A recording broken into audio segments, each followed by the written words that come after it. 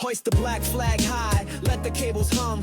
Code and cannon ready, futures beating like a drum. Charts are drawn in circuits, treasure maps and AI. We're sailing for the edge where bold ideas never die. Welcome, everybody, to another episode of Pirates Only, a podcast where we bring together multiple founders, all in a similar industry, to talk about a similar topic. And today is a really, really cool topic, personal to me, going to be personal for a lot of folks here in the space of personal robotics. What is it like to have robots living in our homes, helping us with day-to-day tasks? We have three folks today that are deep into that space and can talk a lot about it. Let's hop into some introductions. Ben, why don't you kick us off with a little bit about what you're building?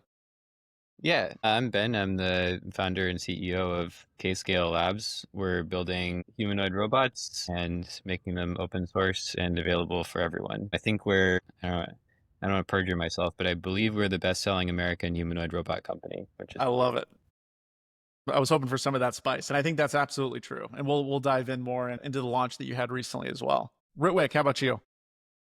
I'm Ritwik. I currently lead partnerships at a stealth Series B startup. Have been in hardware for most of my life. Last two startups heavily involved hardware, building cameras that we sold to the government to help with traffic congestion, and then a more prop tech based startup focused on accelerating the speed of construction. And then also I share a lot of exciting consumer updates on X via Hardware Nation, Which is a must subscribe for anybody interested in anything related to consumer. Would you say consumer hardware specifically, or just hardware broad? Yeah, I'd say like consumer hardware, robotics. Yeah. Yeah. Love it. And last and certainly not least. Hey, hi everyone. I'm Mehul. I'm a president and co-founder at Matic Robots. We're reimagining home robotics, starting with trying to build iPhone of the floor cleaning robots.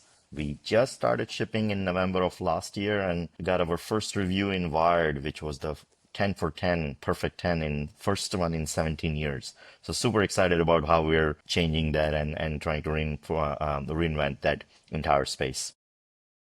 It's a well-deserved 10 out of 10. I use my Matic My now. goodness. It's incredible, and Thank you. got to see the full inner working. So Mehul and the team, kudos. It's one of those products too that I think I'm excited to hopefully see over the coming decade, because typically you have those magical moments and experiences with software products, and we usually have those consumed via iPhone or personal computer. The Matic, which I'm a huge fan of, and I have two of them, it's a magical experience that you have in hardware, which I think is rare, and Thank a lot you. of that comes into obviously what we've built into it. Maybe let's stay with you on Matic. Uh-huh. Can you give a brief background on how it started, why you chose to go into this space, and maybe tackle this problem first? A great question. So our background prior to this, we were at Nest. I was a product lead for the Nest camera as my co-founder, and CEO Navneet was the computer vision lead there. And we had been thinking about home. So when we left, we were both home for the first time in our lives after having worked for about 18 years. And all of a sudden, my wife's comments, because I told her I'll do everything, I'll take care of all the chores. And after taking kids to school for 3 months and kicking them, making their breakfast and doing all the chores, I felt like I was losing brain cells by the day.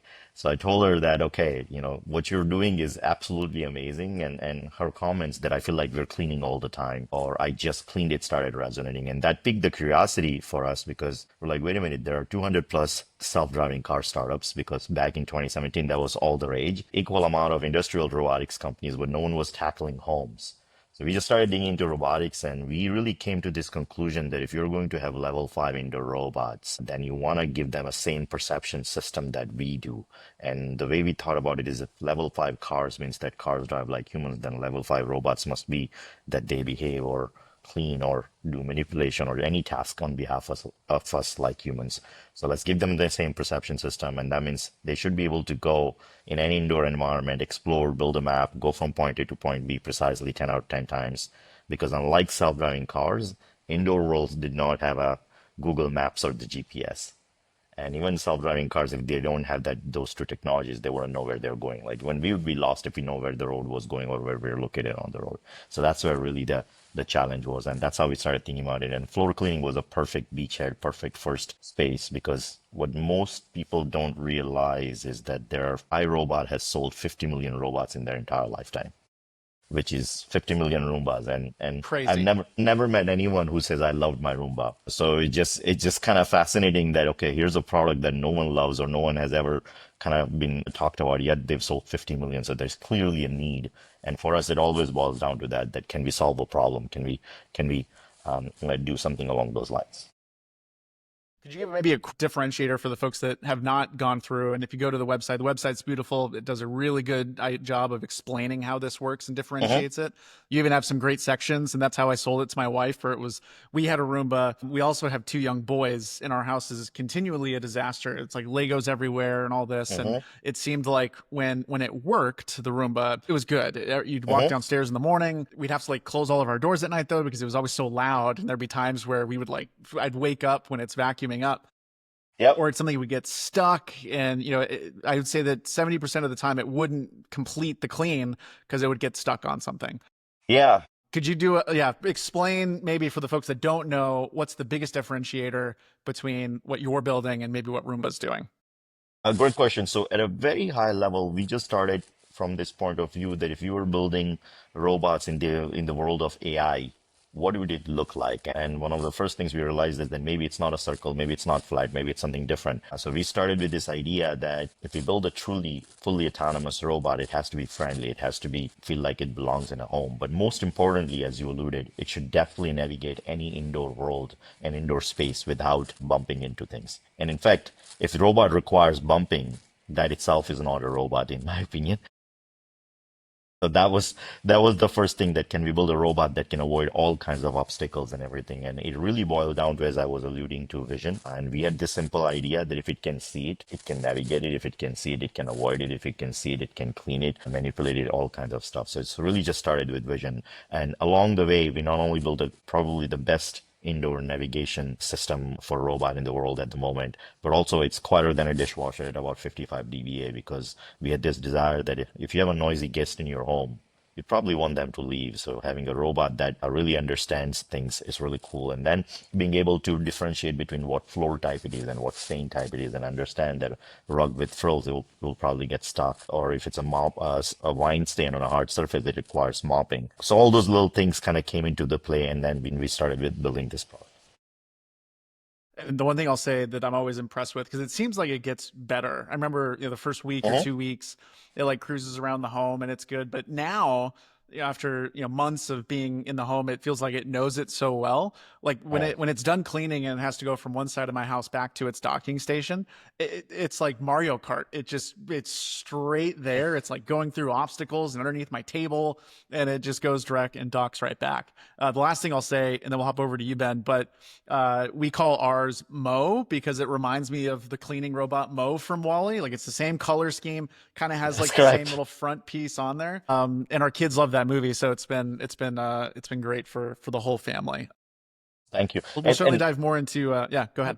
I was going to say one more aspect that is near and dear to my heart is we always felt that you shouldn't have to jeopardize family's privacy or home privacy to actually have your floor clean or get any chores done. So being able to do the whole thing on the device, which also helps with the latency and the effectiveness of the navigation, but doing the whole thing on the device was really critical. So it's really the first vision-only embodied AI robot in the world that is shipping. And pet friendly too. We should say our Chihuahua, who's scared of the wind, has no problem with the Matic, and it's probably just the noise. So I think that it's even dog approved. Yeah, it's actually 2 things. One part that I always talked about it is that if you kind of look at Roomba, the way they work is they just go until they see some sort of an obstacle or bump into it. If you're standing in the middle of the street and someone was walking straight at you, you'll probably say, "Guy, please move 2 inches this way or that way." So in the same way, this robot sees, and because it behaves a little bit more like humanish in the way it sees obstacles and doesn't go straight at it, that actually helps quite a bit too. Yeah, I love it. We'll certainly dive more into the Matic side. Ben, I'd love to hear a little bit more about what you're building specifically. Maybe share with the audience what specifically you built. I'll definitely put a screen up that kind of highlights it. But maybe talk a little bit about what you're building in more detail and why you chose this particular problem to solve. Yeah, so I was also motivated by my wife's complaints. It's gotta be. We got to start a tracker to see if that's the reason for a lot of these startups to exist. I think that's basically why anyone does anything at some level. But I was working on and most recently I was working at robotics research at Meta, and before that I spent 2 years at Tesla on the autopilot team around when Optimus was getting started. So I've been in software for machine learning and robotics for most of my career. I wrote some of the original CUDA kernels for the voxel occupancy network when we were trained at Tesla. I think actually the Matic robots used some of the voxel approach. That's That's awesome. exactly right. Yeah. Yeah, I mean, it was really cool. Yeah, so me and my friend Patrick actually kicked that project off at Tesla. So, Very cool. Small world. yeah, I guess I'm pretty nerdy. Kind of just been doing this kind of stuff. But I think, I was following the Optimus development and then that, just some of the robots that you see in China in particular. And it felt like everyone's sort of looking at humanoids from a very industrial lens. And I think a big part of that reason is because the price point is just very high for any kind of like humanoid that you can see today. But, with startups, I guess you feel like you have to skate where the puck is going. And it's pretty clear to me that the bomb for a humanoid is going to come down quite quickly. This was, 2 years ago that I was thinking about this when it was still 100K, and now the bomb is closer to 5K. So we're really seeing like this new product category open up in front of our eyes. It's so early that no one really knows what it looks like. No one has any revenue, but there's just Very few people even have pricing. Like that's the thing I think that's crazy too, is there's not even a price tag until really, I feel like you were the first robot company that I saw an actual price tag with. So that's how early it is. It's like there's no even prices that you can find.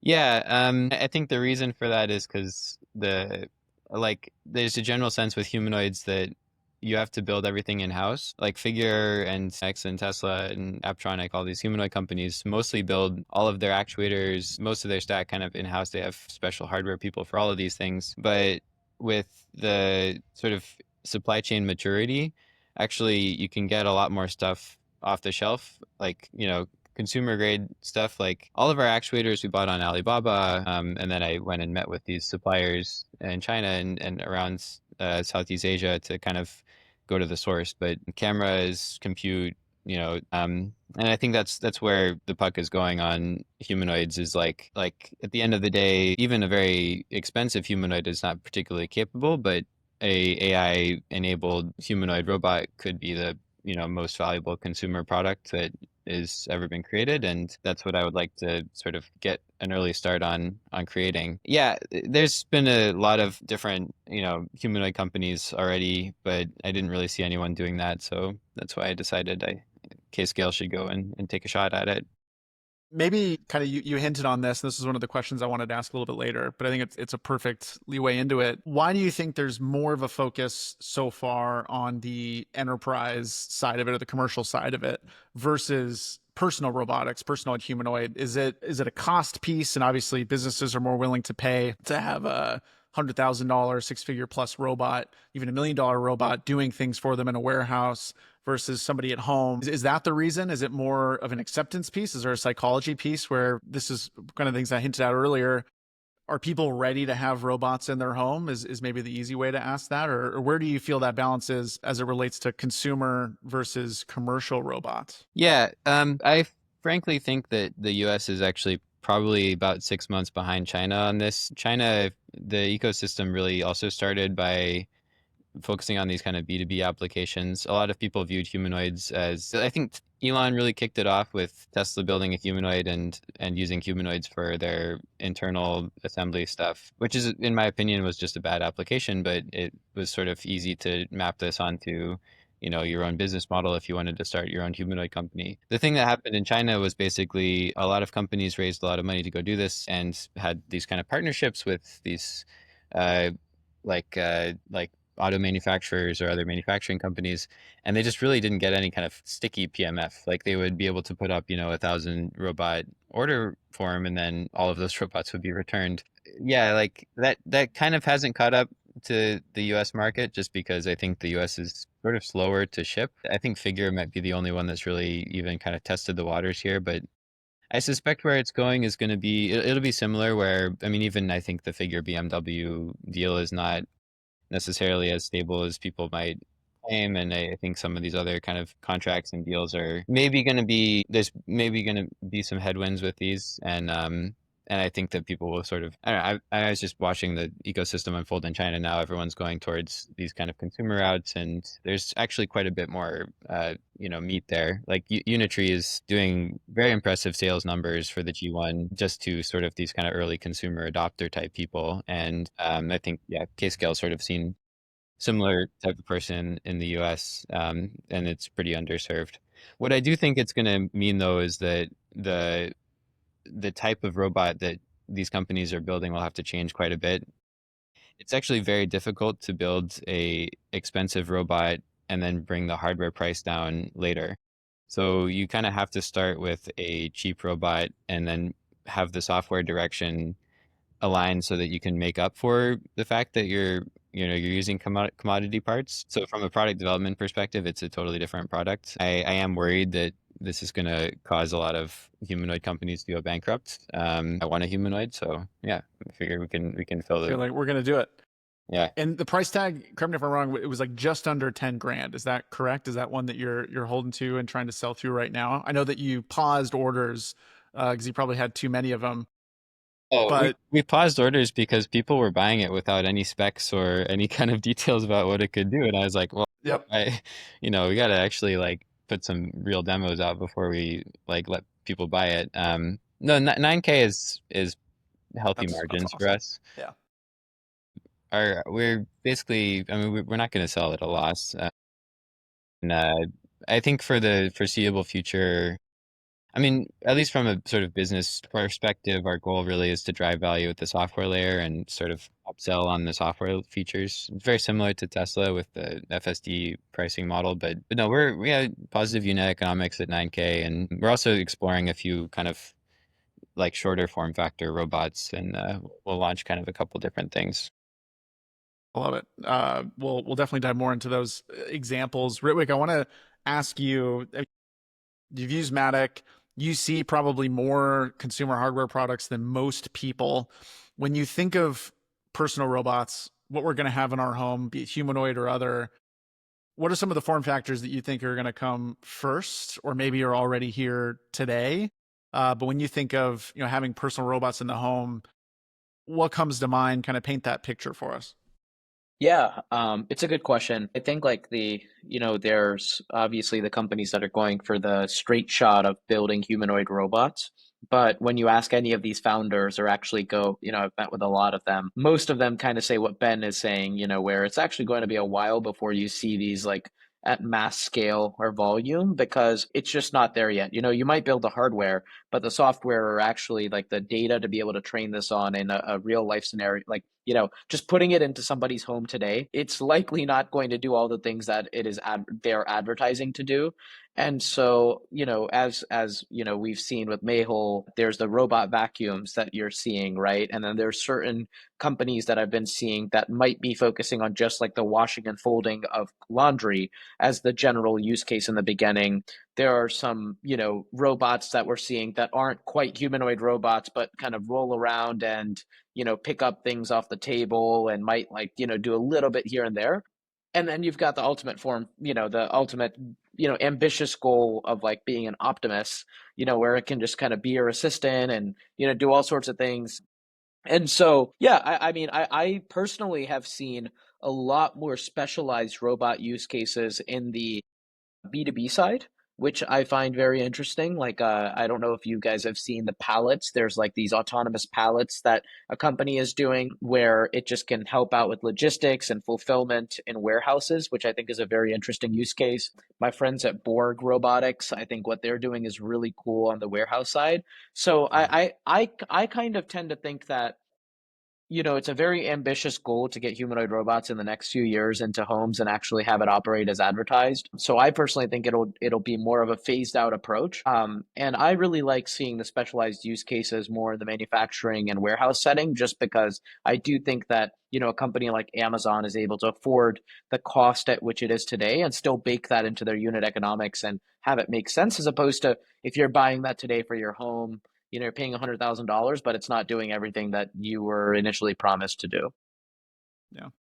And I think they're willing to absorb some of the potential like hazards that could come into that, like the learning curve that it would take for some of these where, there's the robots or memes that you see of even some of the pallet robots where they make a mistake and they trip somebody, they run right into somebody and it like goes through. I think of, at my house, if I had my two kids, and I'm not as worried about the Matic running them over, but if it was a bigger robot that maybe has some weight behind it, you could see that being an issue. So I think the tolerance level is going to be harder on the consumer side too. Absolutely. And I mean, these are not like robots, like if they fell, like they're pretty heavy on a kid, especially. Ben had brought up figure, and it's like, yesterday, I think I saw a video out with the use case in the warehouse where it's like, separating the mail packages, like different sorts of mail with the barcode facing down. And so it's very interesting to see this kind of, even with Optimus, kind of being used within Tesla's factory first and then getting put out into homes. But I'm very interested in kind of seeing how it evolves, because unlike, software with ChatGPT or all these other AI platforms where there's like infinite amount of data to pull from like the internet, I don't think the same necessarily applies with people's homes and real life scenarios.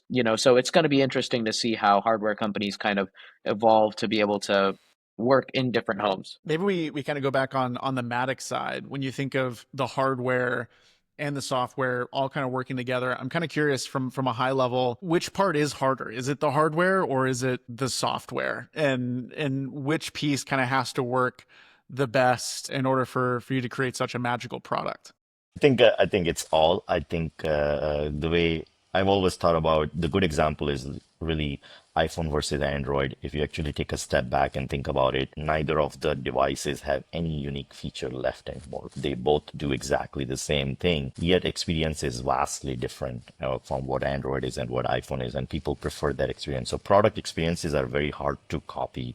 Individual features you can. So it's really just boils down to how everything gets integrated together. But to be honest, one of the things we underestimated, and unlike self-driving cars, it's obvious that if you make a mistake, mistakes are fatal. In home, we thought that, okay, if you make a mistake, they are trivial. So maybe there is a little bit more tolerance for those mistakes. But turns out people actually, the difference between AI, current state of AI and robotics, and especially in home, what I always talk about now is that with AI, we are okay to collaborate. We're happy with the 90% result and take it to the last 10%. With robotics, almost always you want to delegate and set and forget. And that set and forget part is really critical. So bar for accuracy is much higher. The second reason is because we spend years learning how to craft a product or how to do a machine learning engineering. So when AI does it, we get mesmerized, but we don't really go to school to figure out how to navigate without bumping or how to vacuum or how to pick up a glass. So when things that are trivial for us, if robot makes a mistake, we immediately think of them as a stupid. If you had another human being who kept walking in our home, bumping all the time, we'd be really frustrated as well. So it turns out that the bar for trivial mistakes, a bar for accuracy for trivial mistakes is much higher. And if you don't do that, people immediately assume it's a stupid robot. And that's really where we had to spend quite a bit of time making sure that we got to the nth level of accuracy and then build what we thought as a graceful failure mechanisms when it does fail, because AI isn't perfect. We still get tangled up into wires once in a while. We still run into accidents. So if humans make mistakes, AI will always make mistakes of one or the other sort. And then you have to sort of think about how to gracefully fail, how to get yourself out of it and create that experience where it feels a little bit intelligent. I think just to kind of tap in there, if you don't mind, Matt, Yeah, I was just going to say, please. like, I think Mehul makes a great point, because like one of the things is like with ChatGPT, right? It messes up one time, and I don't know about you guys, but the M dashes, oh my God, they always like you'll be like, don't use M dashes anymore, right? Like Yeah, I it used to doesn't. use Yeah. M dashes. I used to use M dashes before ChatGPT, but now it's like you have M dashes. It's like a known ChatGPT. People think it's just ChatGPT, and you tell it a million times, and it's still not going to fix itself.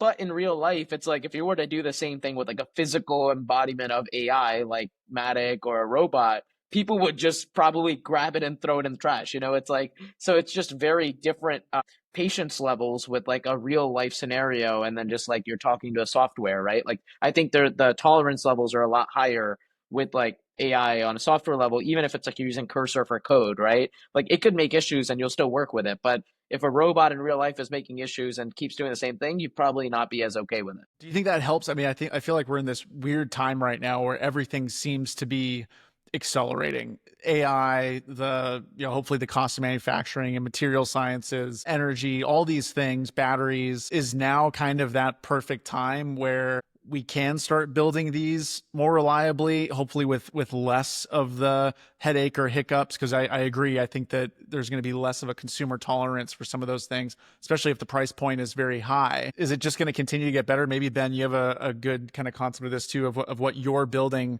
Could you have built this a year ago, 2 years ago even, and obviously you're still early, but can you see the trend of all these things kind of coming together right now, of everything getting cheaper, better, faster, hopefully it being the perfect time to maybe start building for personal robotics? So I basically think like for K-scale, our early adopters will not be interested in sort of a robot that can do everything for them today, any more than the people that bought FSD were interested in a robot taxi that was available today. What I think is sort of like what I've noticed, and like just from talking to people that have ordered it, and it's kind of it's kind of beautiful, like frankly, is this mentality of there's people that want to see they can see where the future is going to be, and they want that future to be here earlier, and they want to support that kind of coming.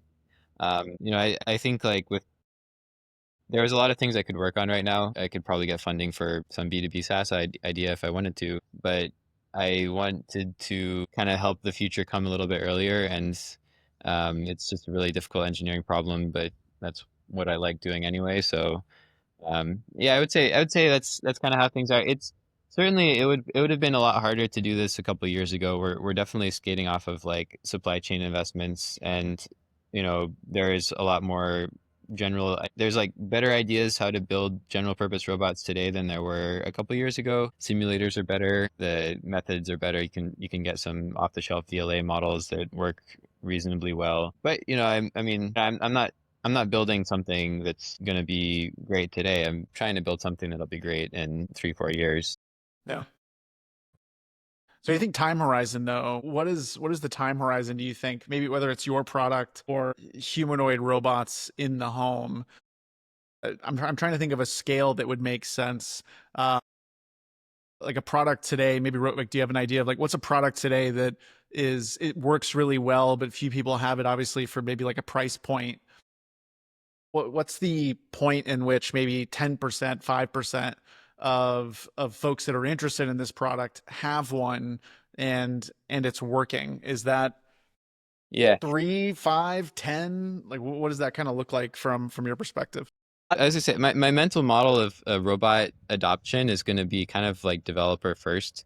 And the way that robot adoption will sort of look like is the type of person that can be a robot developer will just expand as the underlying ML capabilities get better. So today it starts with people that can train their own policies in sim and maybe understand something about fine-tuning a VLA model. But the goal is to have one model that can take in a command and just sort of perform that action in the real world after you've got this sort of like fleet of robots that can collect data from all these different environments. So that's what robot adoption looks like to me, is like it's kind of like cursor for robots. That's a very like VC way to put it, but you're like sort of driving the sort of adoption barrier down for people to become sort of robot developers. And at the end of the day, like the robot requires very little intervention. It's almost fully autonomous. That's what I think coding will look like too, in some sense. The difference is we'll be able to do everything in your real world. Ritwik, what do you think on like timeline? And a lot of it, Matic's already here. So in some ways there's like there are robots that are here and they're living among us. But when you think of timeline, yeah, what do you think of like a fully functional, like it's you're saying like maybe. what is your yeah, because I mean like you said, Matic is already here, and so what are you thinking from Matic? Like what are you thinking as the next horizon?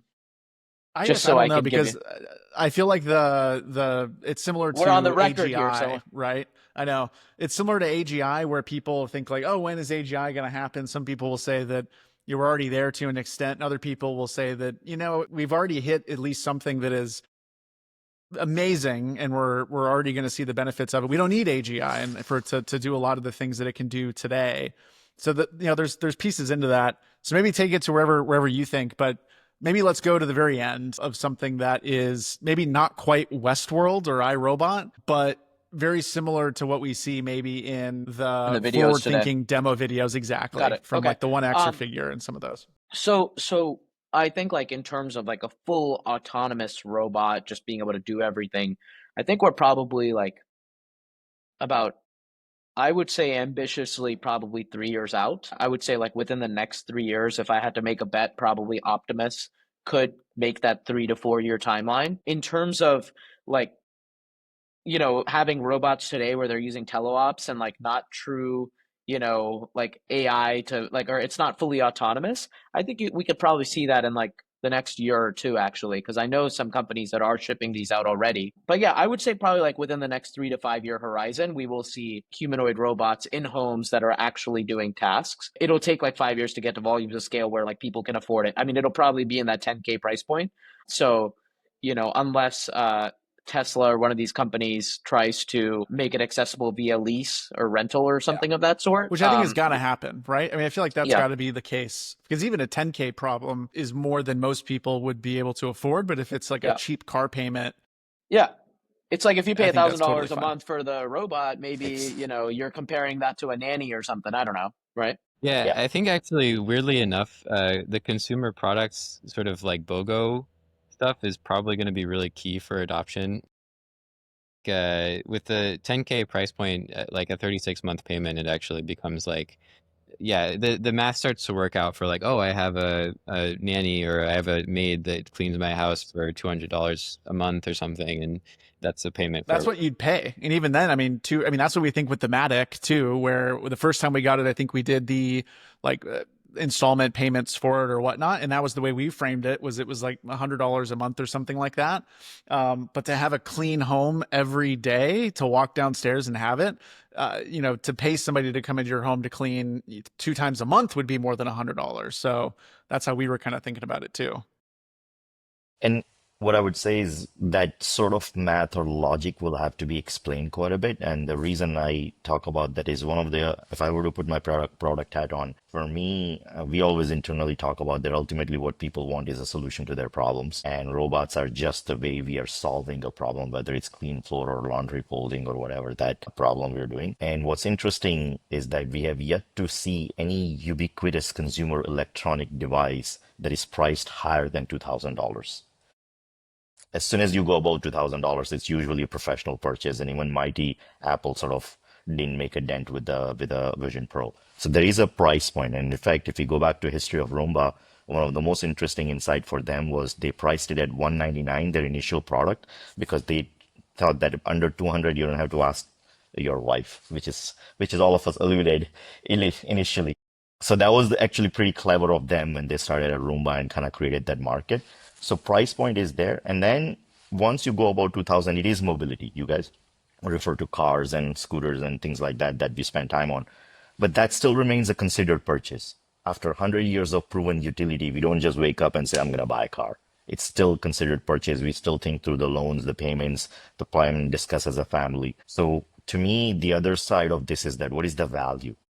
And this is about the ubiquity, which is, yes, you will have always a 1%, 1-2% adopters who will take it for what it's there, but how do you actually keep adding that value and what is that price point?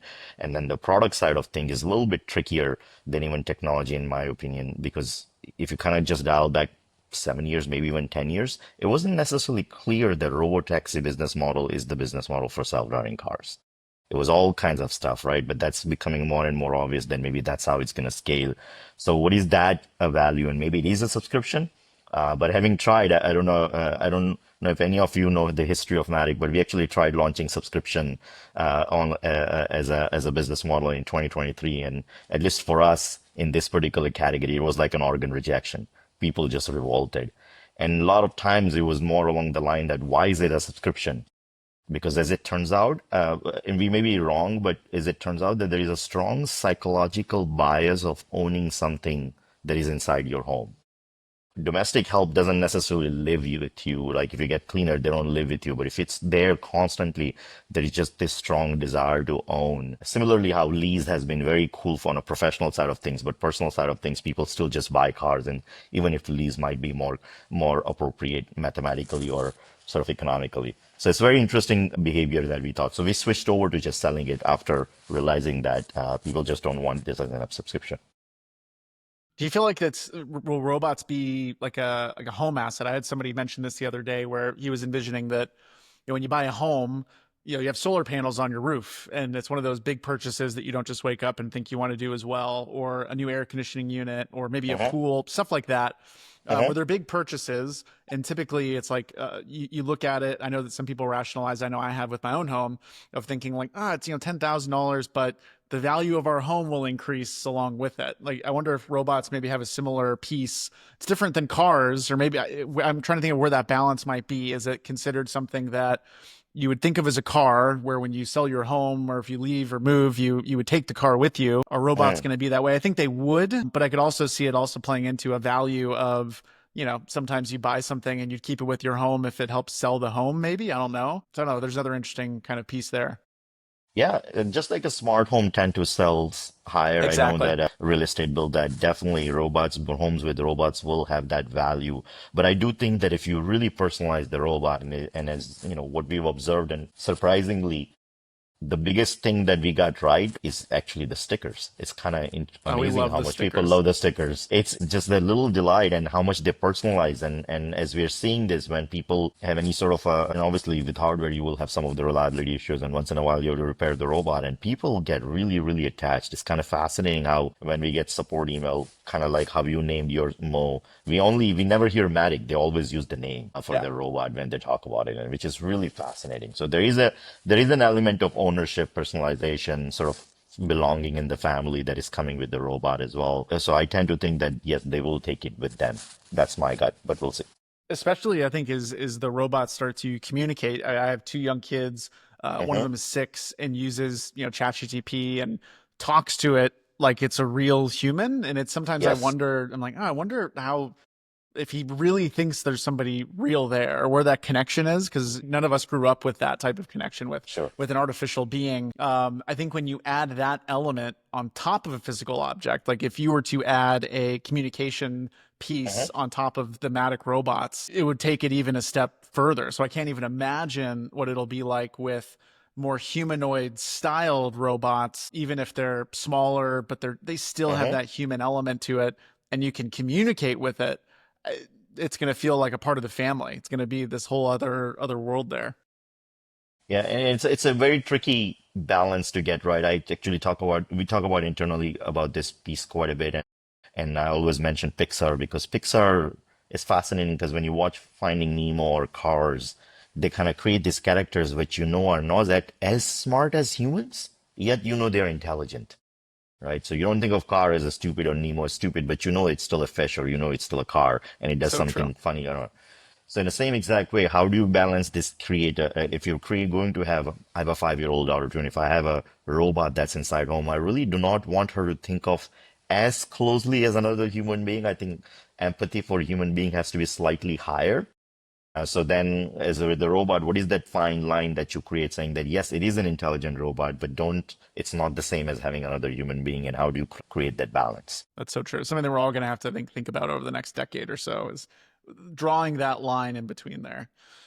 I want to switch it. Yeah. About that, actually. I feel like the thing that I like about doing hardware and there's an overlap between like hardware and AI, which is kind of this importance of this sense of taste, where I think in a lot of kind of other types of businesses, it's almost like you're sort of following what's now possible and adopting that into some flow, whereas hardware products and increasingly AI products are very like opinionated. The thing that I love about Midjourney is not that it's an AI like image generator, it's this like sense of taste that the Midjourney team brings to the images that they create. And I think with that was why there's like, so the intersection of these two things is just very, very cool, where like, a voice feature for a robot can be very unpleasant or very pleasant, depending on the taste the person who's creating it brings to it. And it feels like a much more high agency thing to build, but then it creates quite a bit more risk because you're sort of betting on, does your taste translate to something that people want to buy? But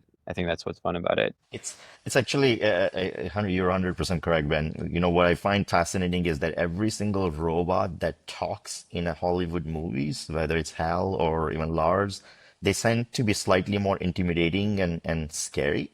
And the robots that are really loved almost always have a some version of a speech impediment, like from Wall-E to E So to true. R2D2, or even Baymax. So it's kind of interesting how that balance works out, and how do you actually create that thing where you say, hey, this is friendly robot, and it has to be obvious the moment you take a look at it or the moment they start speaking, and that's really, at least from home perspective. So that's really the critical piece of the puzzle.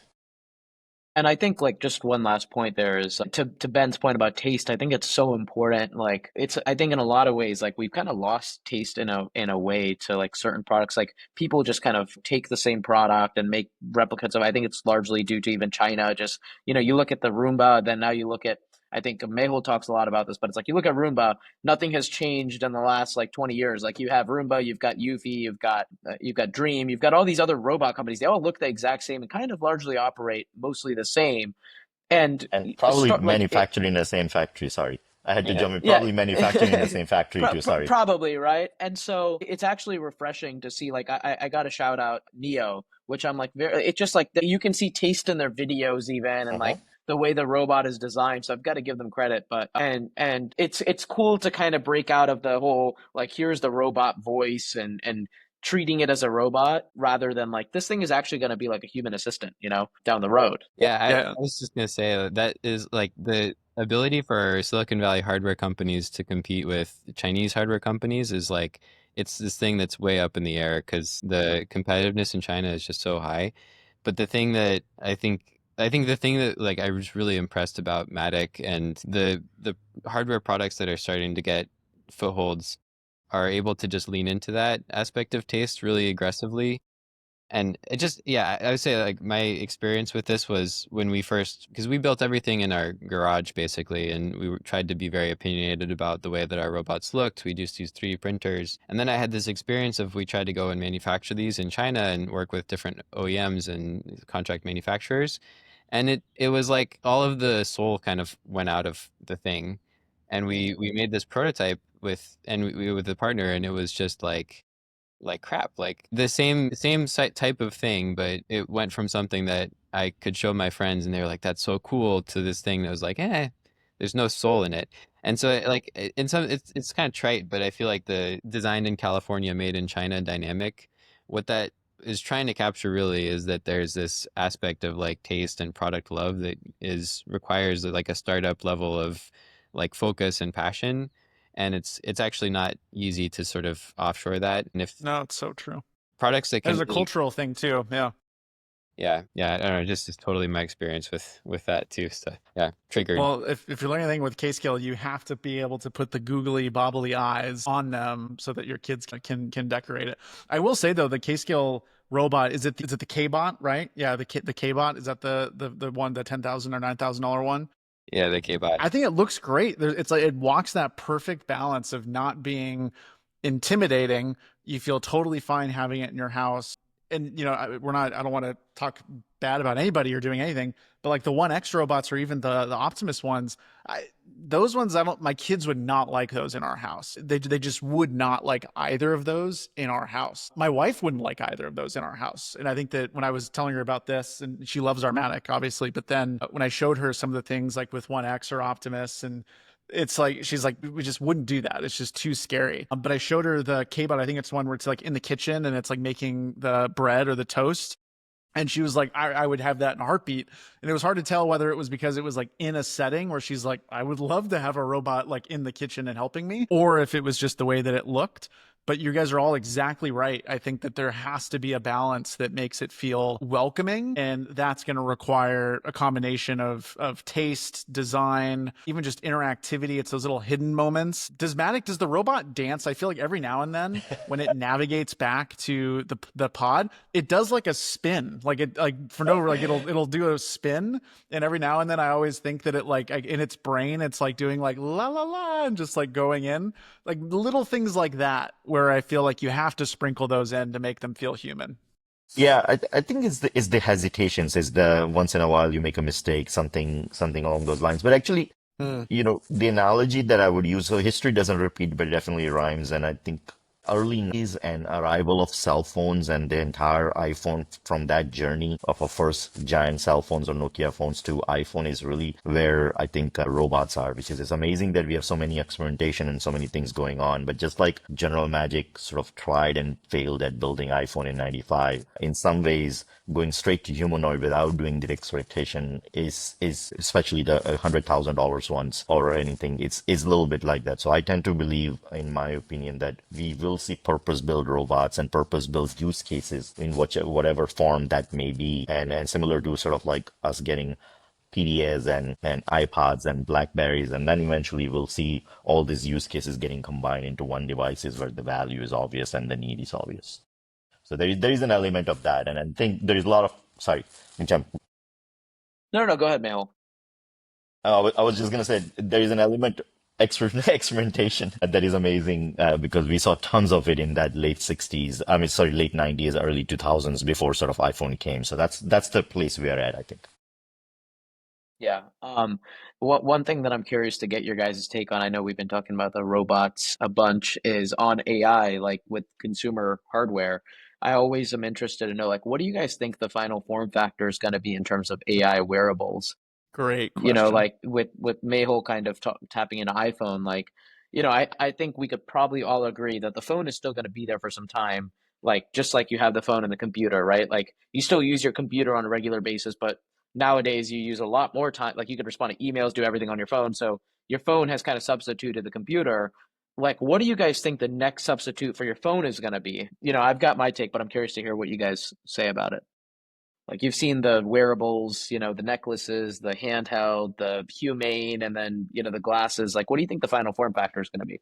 I have a pretty strong opinion on that. The thing is, like, basically, like, the smartphone just is kind of the dominant platform in the internet era. And I think the reason for that is because it just provides so much value so that a virtual reality headset or a pin or a smartwatch, it just can never compete with that kind of standalone value that the smartphone has.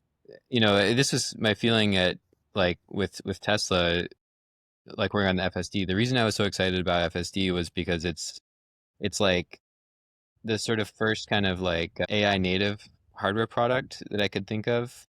And what AI native means is like AI model capabilities scale with the amount of compute that you put behind them. And a car that has this huge battery pack on it can just afford to run very like highly capable AI models at the edge in a way that a smartphone can't. And that was broadly my original idea around what would a AI native hardware device look like, especially a consumer device. The key problem with a smartphone in terms of building a very good AI experience is that you can't do anything locally because it has to fit in your pocket. And I think that's a big constraint for any kind of like AI pin or sorry, a humane pin or anything that you wear around your neck. Like it's just going to be limited. And then on the other hand, other side of that is it doesn't actually take any actions in the world. So like my models, I think are just at their best when they're sort of doing things in the world. They're like kind of the agentic idea of AI models. And if AI is sort of the thing that drives consumer adoption for, experiences in the next 5 years, then I think it will open up a huge amount of space to kind of replace the smartphone just because the smartphone is an internet era product. Yeah, that was my view. I kind of settled on humanoids because, I felt like the supply chain is getting very mature and it is going to be a growth product. But I think that broadly, I mean, I think the Matic robot is got the same exact kind of features where it's a big battery pack. Like the thing about Matic is cool. It's got a Jetson in it. It doesn't have this like rock chip or some low quality compute, so you can run real AI models at the edge. Hmm. And the types of products that you can like the direction for the software for like yeah like Matic Robot or these types of products that have like big battery packs, big compute at the edge. I think the software future is just so much brighter than any Yeah. kind of product where you're like constrained on it has to be wearable or has to be like small and sort of energy efficient because it's just you're going to be fighting with like the AI capabilities you can put into it. Do you feel like that changes though? Do we develop over the next few years the ability for some of those compute and chips as those get better and better? If we assume that that's not an issue, do you still think that the form factor is better off into something that can participate in like the physical world? The last thing I'll say is I imagine my future perfect robot would be like the BD unit from Star Wars, where it's like on my shoulder and can like walk off and like do like stuff around my house type of thing, where it would almost be like my companion device. That's got to be the first I've ever heard that, but it's kind of I like that. I kind of like Yeah. it. Yeah. Yeah, You got like a little owl sitting on you or something.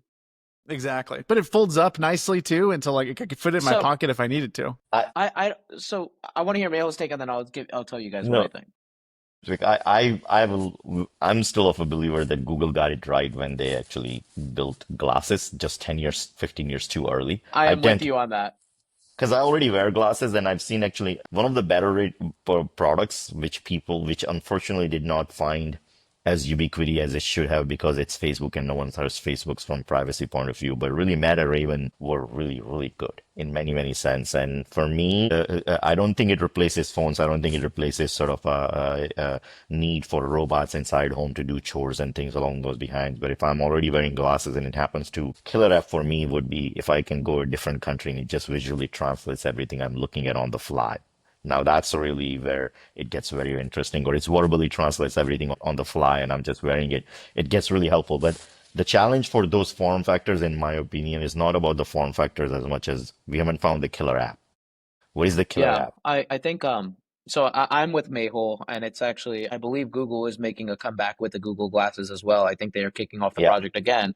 Oh yeah, Google XR, yeah. But maybe I have like, not sharing anything proprietary here. Meta Orions, which are coming out, I got to do a demo the first week that it came out. Shout out to Josh too. But I would say the Meta Orions is probably the most impressive piece of like AI wearables I have seen to date. I mean, they're far from, I think, getting to mass production, but it felt like I stepped into the future when I wore them. And you can go online and see all the information about it. But like, just I think it is going to be the next evolution of like substituting your phone because with Meta glasses itself today, you're able to like easily take photos and record videos and stuff. A lot of people use phones primarily outside of calling and texting for taking photos.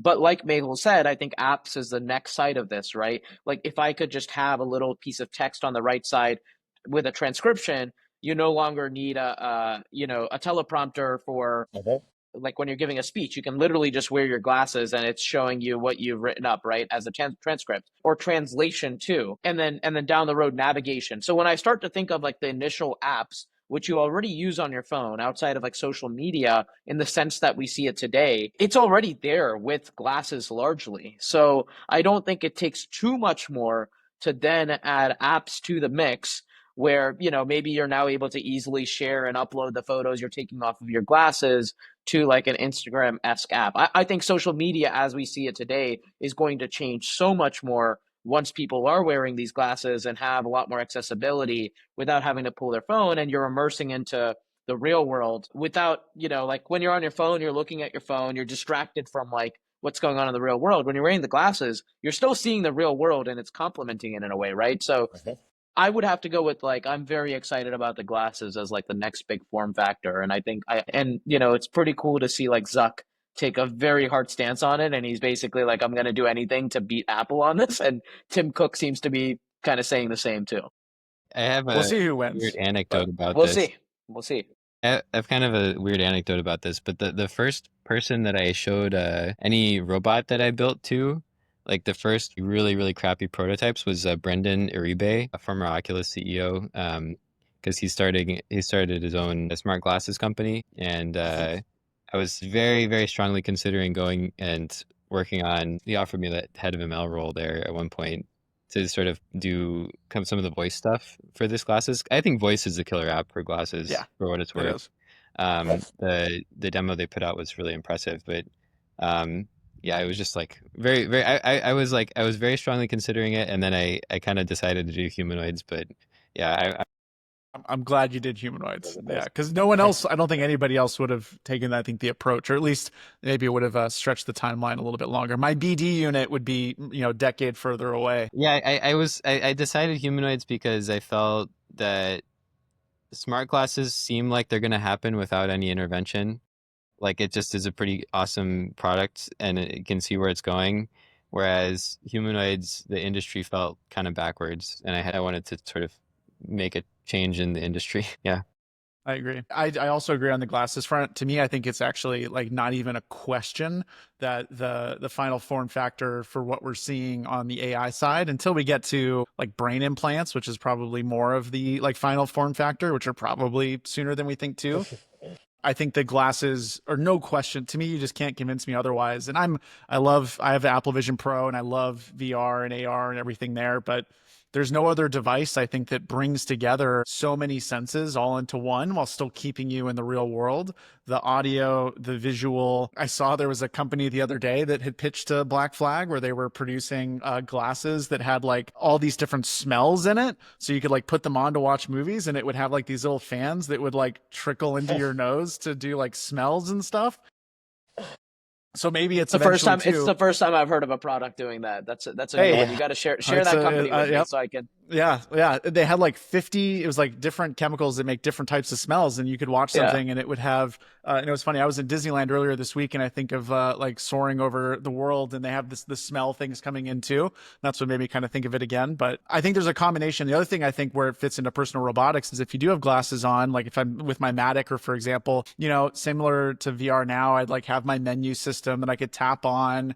But then I can imagine like being in my home and like seeing the path that Mo's about to go on in my house, and like it brings this like visual and ties the robotic piece in there. I think even better, and even language, all these things. I think that's just it's definitely the form factor that I think will happen, and I'm the most excited about too. Well, I know that we're going a little bit over. I want to end a little bit with maybe quickly around the horn. What besides what you're building, what area of personal electronic robotic hardware will open it up to kind of anything? And maybe besides that, we talked about the glasses side. Are you most excited about over, let's assume, the next 10 years? So no barriers, all these things are going to happen, energy, costs, all these things. What's the thing that you look forward to the most maybe in 10 years? Ritwik, let's start with you on the thing that you're most excited about as it relates to personal robotics, or if you want to stretch into personal hardware. Yeah, I mean, I think I'm most excited about self-driving cars. The cybercab, I think, is probably what I'm most excited about. I used to like driving, but now I kind of hate it. Once you live in a city, you realize all the traffic. So yeah, I'd have to go with self-driving or like just like autonomous vehicles in general. Awesome. And Ritwik, I know you have to jump off. Quick CTA on where people can find you, what you're doing, just in case you have to hop off here. Yeah, you guys can find me at Ritwik Pavan. It's RITWIK PAVAN. And you can also find me at, like Matt mentioned, Hardware Nation, which is on my X or YouTube or LinkedIn, and my newsletter, hardwareherald.com. Thank you guys. Gotta hop, but great chatting with you all. Thank you. Yep. We'll chat soon. Yep. I was gonna say I'm with Ritwik. I'm actually quite excited about self-driving cars as well, partly because this will be the first technology since the internet that is profound enough to change everything around us. I mean, maybe if iPhone did that too. Sorry, I should say iPhone as well. iPhone, ChatGPT, all that. But I feel like the physical change that we're gonna see around us based on how self-driving cars get adopted and how taxis get it. We're not necessarily clear on what that's gonna look like. So 5, 10 years from now, especially with me having my 5-year-old, I don't think she will ever drive. That's my gut, but we'll see. We'll see. So that's really interesting to see. And I think that will open up a lot of imagination in terms of how new robots or humanoids or any other devices will scale as well. So I think I'm pretty excited about that. Well, it's fun. The tangent industries, like you were saying, and both of you having worked on the self-driving car stuff at Tesla, how much that technology is going to push forward other areas of AI and just visual interpretation of the world. So I agree. If you package it there, it's great. And I think I wasn't assuming that you guys would say that one, but it is an interesting topic because I think for a lot of people, they might think that, well, self-driving cars is kind of already here, but it's really not, at least to the capacity of what it's going to be, which is fascinating. Yeah, it's we haven't seen the impact of it yet. It will change us drastically, change the world drastically. And do you think that happened? I mean, I know that the self-driving with Tesla and the robo taxis, and we think of freight and autonomous vehicles there. I mean, I guess it's everything. You're right. It's a whole systematic change across multiple industries that will happen. Ben, how about you to finish us off here with what you're most excited about, aside from maybe humanoid robotics? I'm most excited about brain implants. I think this is almost certainly going to be much, much better in 10 years. Personally, my wife is a neurosurgeon and she does these brain implants so That's awesome. I hope she has good Yeah. career prospects. But it's like right now it's mostly medical, but you're getting if you ever watch a brain like an implanted device for treating like Parkinson's or Alzheimer's or any kind of like there's a whole swath of diseases that are impossible to treat any other way. And the impact that you can have from this is just life changing. It's probably going to be the most important sort of medical device in history. And it's a lot closer than people would think. And I think that's just on the sort of medical front, but the opportunities for integration with like robotics or like with augmenting your intelligence is just I think that's going to be the thing that really is like changes the world honestly like And that to changes me, the like way I mentioned, and it's the ultimate form factor, I think, for all these things that we just spoke about. It'll combine everything to be able to think of the speed of thought as we're controlling things around us. Or, I'd be sitting on my couch, instead of needing a visual, I'll just think about, I want the Matic to clean this part of my house, and it'll happen. And then it's going to feel so bizarrely natural. I think it's got to be a couple decades away. I think of, maybe my grandkids will be in a world where that's just such a normal thing to do. It'll be fascinating. It'll definitely be fascinating. I don't think it's more than a decade away. It really, Really? like, I To think me, maybe it's more of like to be available from like a price standpoint, or maybe like an accepted, like, does it take a generation to think of like it's normal to have something implanted into my head? Because my guess is anybody over like 40 would be very hesitant unless there's like a real medical reason. Maybe 2030s you're probably leaning with it, but then certainly younger generations that grow up with it, they'll be good. I think it's actually not a technical problem, is my point. It's a go-to-market problem. And there's going to be like people that can be creative about go-to-market problems will be able to push the future forward a bit. That's what I tell my wife at least. I love it. I love it. That's an exciting one. I'm excited about it. All right. Thank you guys for hopping onto this. Can we wrap up a little bit with Ben, maybe where people can find more about you, about K-Scale, what you're building, what you're looking for if you're hiring right now? Any final CTA? Yeah, my website is kscale.dev. We're hiring firmware engineers, ML engineers, hackers, and we're raising money right now. Probably going to try to do some fundraising in the next few months. Fundraising is the hardest part about a startup, period, I think. Even when it goes well, it's hard. Yeah, we'll try to help as best we can there. Mehul, what's final piece, CTA? What's going on at Matic? What do you need help with? Yeah, get Matic at maticrobots.com. It's there. We are 10x our sales in last 4 weeks. Challenges of growing and things beyond once you find a PMF is where we are at, and we're pretty much hiring in every single facet along the way. So it's really just an exciting time when you finally get a product out and it's just taking off, and that's really amazing. So great. Love it. And you can all Well, find thank me you at, both. sorry, Yeah, I was go asking, you can find me at Mehul on X, just Mehul. And a great follow. Some of the demos and things that you do on there are fantastic. So it's another way to continue to follow along with the product too. Awesome. Well, thank you both very much. Enjoy the rest of your Fridays as we're recording this, and have a great weekend. Thank you. Hoist the black flag high, let the cables hum. Code and cannon ready, futures beating like a drum. Charts are drawn in circuits, treasure maps and AI. We're sailing for the edge where bold ideas never die.